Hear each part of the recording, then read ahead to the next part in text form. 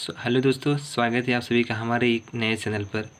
दोस्तों, मैं आप लोगों को आज बहुत ही इम्पोर्टेंट टॉपिक ध्वनि और तरंग के बारे में बताने वाला हूं, बहुत ही अच्छे तरीके से, जिससे आप लोगों को कहीं भटकना नहीं पड़ेगा। जी हाँ दोस्तों, तो मैं शुरू करता हूं अपनी स्टार्टिंग वीडियो से। जी हाँ दोस्तों, सबसे पहले आप तरंग के बारे में बताने वाले हैं। तरंग क्या होता है? बहुत लोगों को इसमें भी डाउट होता है कि तरंग किसे कहते हैं, इसलिए मैं आप लोगों को बेसिक से बताऊँगा। दोस्तों, जो तरंग होता है, तरंगों द्वारा ऊर्जा को एक स्थान से दूसरे स्थान तक ले जाया जाता है। तरंग क्या करती हैं, या फिर ये आप लोग पूछ सकते हैं क्वेश्चन, तरंग क्या करती हैं? तो तरंग क्या करती हैं, तरंग क्या होता है कि ऊर्जा को एक स्थान से दूसरे स्थान तक ले जाती है। लेकिन कुछ तरंगों के संचरण के लिए माध्यम की आवश्यकता होती है। कुछ तरंग ऐसी भी होती हैं जिनको माध्यम की आवश्यकता होती है, जबकि कुछ तरंगों के लिए माध्यम की आवश्यकता नहीं भी होती है। तरंगों के एग्जाम्पल देख लीजिए आप लोग। ध्वनि तरंगे होती हैं, जो प्रकाश तरंगे, रेडियो तरंगे और भी तमाम तरंगे होती हैं। अब दोस्तों, अब आपको लेके चलते हैं तरंग कितने प्रकार के होते हैं। काफ़ी लोग इसमें भी बोल देते हैं कि तरंग दो प्रकार के होते हैं, एक अनुप्रस्थ और अनुदैर्घ्य, लेकिन ये गलत है। मैं आप लोगों को बेसिक से बता रहा हूँ, कि इसलिए मैं आप लोगों को स्टार्टिंग से बता रहा हूँ कि तरंग मुख्यतः दो भागों में बांटा गया है, और वो हैं, पहला है यांत्रिक तरंग और दूसरा है अयांत्रिक तरंग या विद्युत चुम्बकीय तरंग। जी हाँ दोस्तों, ये हैं तरंग के मुख्यतः दो भाग, जो इन्हें बांटा गया है, तरंग यांत्रिक तरंगों के रूप में और अयांत्रिक तरंग या विद्युत चुम्बकीय तरंग के रूप में। तो सबसे पहले हम आपको बताते हैं कि यांत्रिक तरंग क्या होती है। यांत्रिक तरंग के बारे में देखिए दोस्तों, जो शांत नदी जैसे हो गया या तालाब हो गया में किसी एक पत्थर को फेंके जाने से उत्पन्न जो तरंग होती है, जो विक्षोभ होता है, उसे यांत्रिक तरंग कहते हैं। जी हाँ दोस्तों, जैसे कोई तालाब है, शांत तालाब में एक ईंट की फेंकने से जो उत्पन्न तरंग होती है, उसे यांत्रिक तरंग कहते हैं।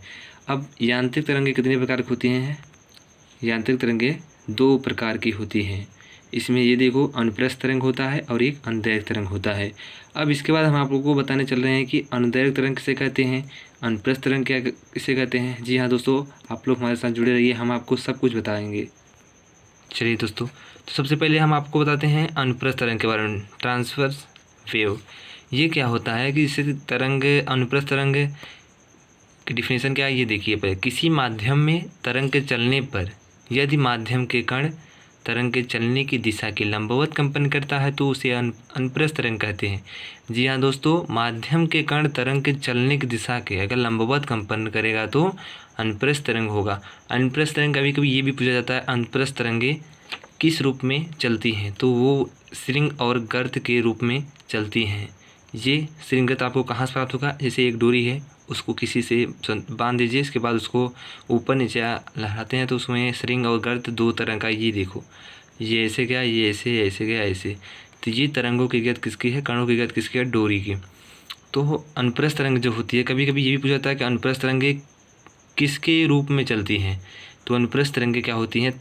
श्रृंग और गर्त के रूप में संचरित होती हैं।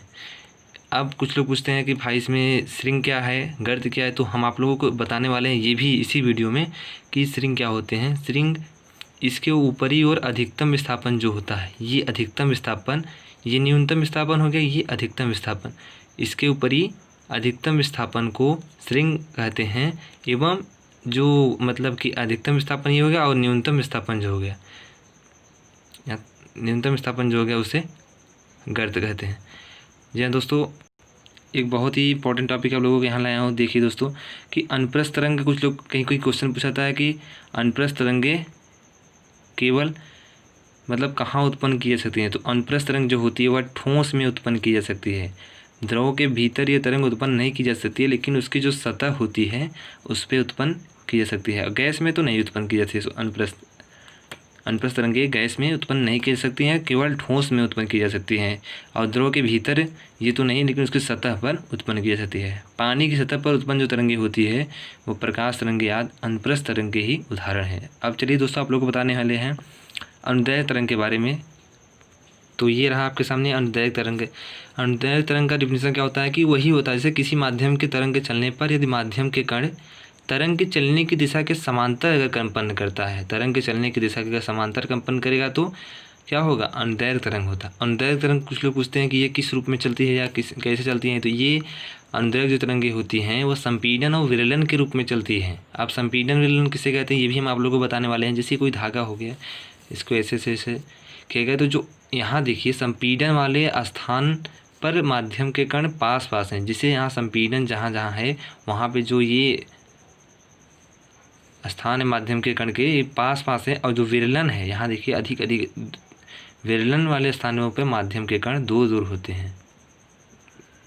जी हाँ दोस्तों, अब इसमें देखो एक नोट पॉइंट और है कि अनुप्रस्थ तरंग जो होती है वह सभी माध्यम में उत्पन्न की जा सकती है। अनुप्रस्थ तरंग जो होती है वह ठोस, द्रव, गैस तीनों में भी उत्पन्न की जा सकती है। वायु में ध्वनि तरंगे क्या होती है, भूकंप तरंगे तथा स्प्रिंग में उत्पन्न तरंगे अनुदैर्घ्य तरंग होती है। अब मैं उम्मीद करता हूँ कि आप लोगों को समझ में आया होगा सब कुछ जितना मैं आपको ऊपर बताया हूँ। अब तरंगों के संबंधित कुछ परिभाषाएं हैं, उसे भी जान लीजिए। इसमें ही आवृत्ति क्या होती है, माध्यम के किसी कण द्वारा 1 सेकेंड में कंपन की संख्या जो होती है वह आवृत्ति कहलाती है। ओनली 1 सेकेंड में जो कंपन की संख्या होती है वह आवृत्ति कहलाती है। आवृत्ति 1 हर्ट्ज बराबर 1 कंपन प्रति सेकेंड। चलिए दोस्तों, अब आपको हम टाइम पीरियड बता देते हैं। आवर्तकाल, जैसे कोई कण है एक कंपन पूरा करने में जितना समय लेता है। जी हाँ दोस्तों, एक कोई कण है एक कंपन पूरा करने में जितना समय लेता है उसे आवर्तकाल कहते हैं। प्राय इसे कैपिटल टी से दिखाते हैं। इसका सूत्र है n=1, तो t=1/n, ये आवर्तकाल का फार्मूला है।